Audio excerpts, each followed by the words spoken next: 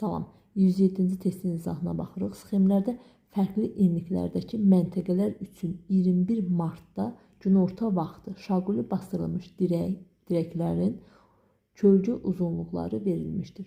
Buna əsasən hansı məntəqənin ekvatordan daha uzaqda yerləşdiyini təyin edin.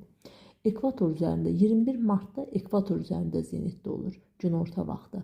Yəni baş üzərində 90 dərəcə bucaq altında düşür və bu zaman günəşin düşmə bucağına əsasən kölgə olmur. Yəni 90 dərəcə bucaq altında düşəndə baş üzərində olanda günəş kölgə olmur, sıfıra bərabər olur. Buna əsasən deyirik ki, A məntəqəsində cismin kölgəsi yoxdur. Ona görə deməli bu ekvator üzərindədir. Bizdən isə soruşur ki, ekvatordan daha uzaqda yerləşən, deməli kölgənin uzunluğu nə qədər böyük olsa, cisim ekvatordan da o qədər uzaqda yerləşmiş olar. Buna əsasən baxırıq ki, ən uzun kölgə uzunluğu nədir? Y variantıdır. Cavabımız Y variantı olur.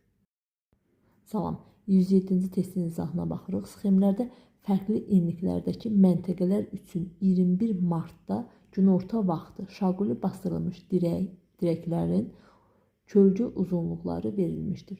Buna əsasən hansı məntəqənin ekvatordan daha uzaqda yerləşdiyini təyin edin. Ekvator üzərində 21 martda ekvator üzərində zenitdə olur günorta vaxtı. Yəni baş üzərində 90 dərəcə bucaq altında düşür və bu zaman günəşin düşmə bucağına əsasən kölgə olmur. Yəni 90 dərəcə bucaq altında düşəndə baş üzərində olanda günəş kölgə olmur, sıfıra bərabər olur. Buna əsasən deyirik ki, A məntəqəsində cismin kölgəsi yoxdur. Ona görə deməli bu ekvator üzərindədir.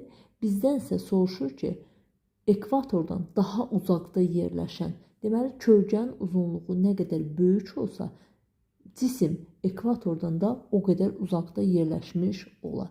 Buna əsasən baxırıq ki, ən uzun kölgə uzunluğu nədir? Y variantıdır. Cavabımız Y variantı olur.